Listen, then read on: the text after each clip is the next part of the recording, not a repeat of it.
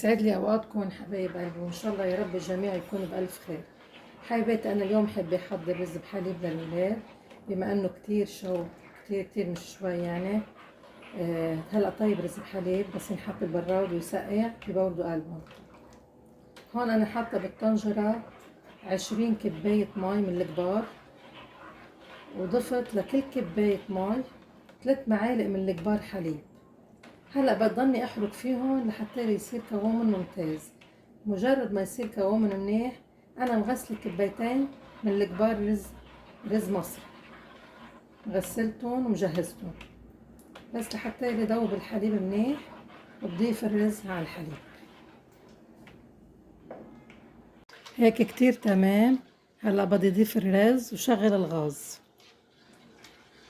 عندي مغسله كبايتين من الكبار. هلا بدي اضيفهم فوق الحليب. هلا بدي شغل الغاز. بسم الله الرحمن الرحيم.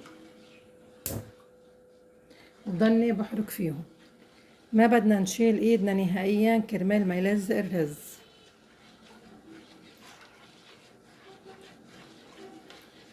وبدي جهز 3 كبايات سكر، نفس الكباية اللي عبيت فيها المي عبيت فيها الرز، كبايتين رز، وبدي اعبي فيها نفس الشيء السكر. بدي اضيف لهم 3 كبايات، 3 كبايات من السكر.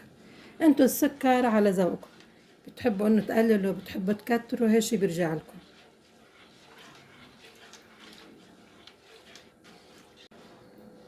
بهالكباية عبيت السكر وجهزتهم. كمان جهزت علبتين قشطة، لأنه أكيد لكل 10 كبايات حليب بدي ضيف علبة قشطة. أنا حطيت 20 كباية حليب بدي ضيف لها علبتين قشطة كمان جهزتهم. هلا بس يسخنوا الحليب، مجرد ما يسخن دغري بضيف السكر وبرجع بحركهم وبرجع بضيف القشطة.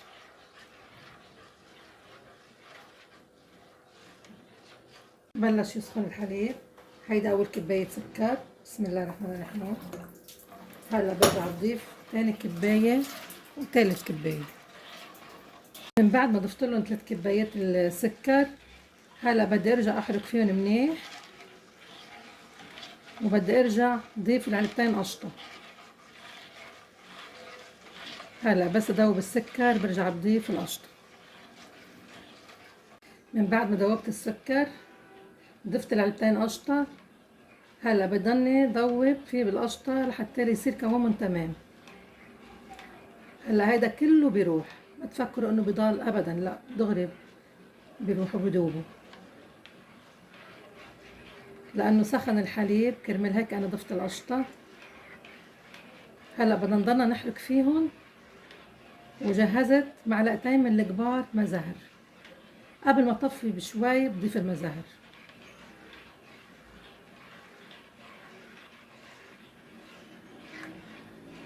شفتوا كيف دابت القشطة؟ ما عاد بينت ابدا. بس المهم نضل ايدنا فيهم، يعني ما نشيل ايدنا ابدا. بلش يغلي الرز بحليب. شفتوا ما شاء الله. هلا بدي اجهز المزاهر، 3 معالق من الكبار.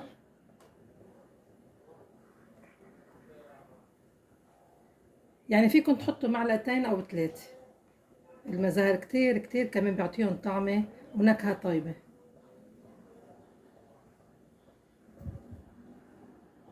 شفتوا ما شاء الله كيف عم يغلي. هلا لك الرز كمان بدي اياه تستوي على الاخر نهائيا حبة الرز. شفتوا ما شاء الله.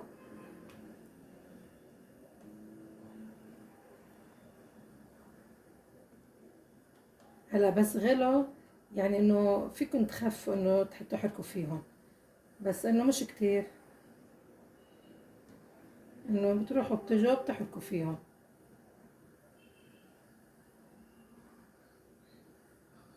في المزهر. بسم الله الرحمن الرحيم. هيدا اول ملعقة، هيدي التانية، وهيدي التالتة. معلقة كبيرة، وبرجع بقلب فيهم. ما شاء الله ريحة المزهر بتجنن ريحتها ما شاء الله، كتير حلوة.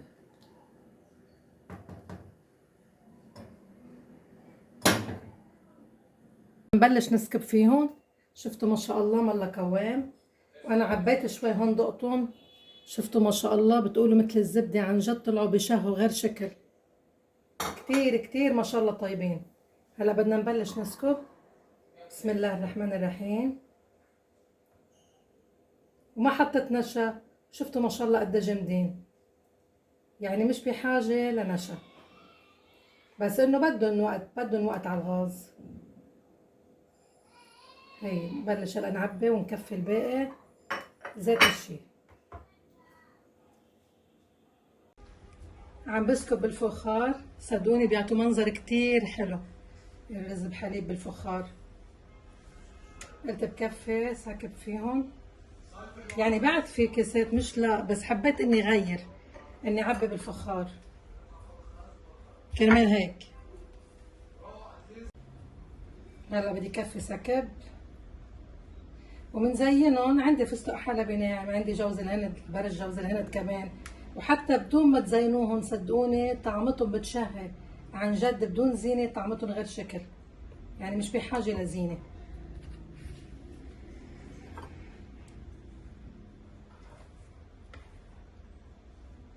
هي بعدلي هيدا.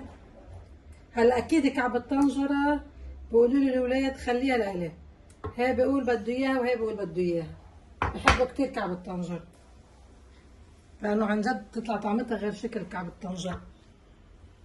بعد ما سكبتهم وخلصت هلا بدي زينهم. عندي هون جوز، اذا بتحبوا مثلا بجوز انه تزينوهم كمان، طعمة الجوز كتير طيب. وعندي هون زبيب كمان اذا حدا بحب زبيب.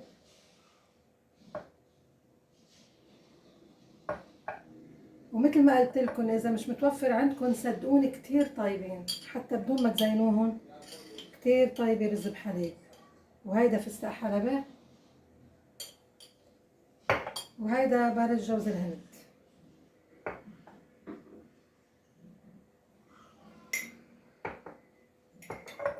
وهودي حقت لكم ما حزينهم. في حال بسأل الاولاد مثلا شو بحبوا بضيف لهم انه فوق. حبايباتي حبيت اعمل لهم رز بحليب، وصفة كتير كتير طيبة وسهلة بنفس الوقت. بتمنى منكم حبايب قلبي تجربوا الطريقة، صدقوني ما حتندموا. ما تنسوني باللايك والشير وسبسكرايب.